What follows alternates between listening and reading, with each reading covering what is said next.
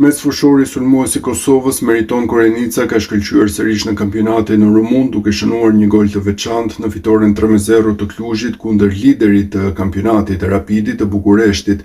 Korenica realizoi golin e tretë të takimit të së dielës mbrëmë, ndërsa pas ndeshjes e dedikoi atë për personin më të rëndësishëm në jetën e tij, nënën. Ishte një moment emocional për 26 vjeçarin pasi nëna e tij për herë të parë kishte udhëtuar për ta parë live në stadium. Nëna ime ishte motivim shtesë, ishte hera e parë që erdhi të më shite në stadium këtu. Ajo zakonisht ka frikë të shikojë ndeshjen në kohë reale, por ajo bëri një përjashtim kësaj radhe. Ky gol është për nënën time, deklaroi Korenica. Ai po ashtu shtoi se për Kluzhin e rëndësi ka vetëm rezultati, duke folur edhe për objektivat e klubit. Ne vazhdojmë luftën për play-offin, nuk duam të ndalemi këtu. Falenderoj shokët e mi të ekipit dhe trajnerin dhe shpresoj të vazhdojmë në të njëjtën mënyrë, deklaroi ai.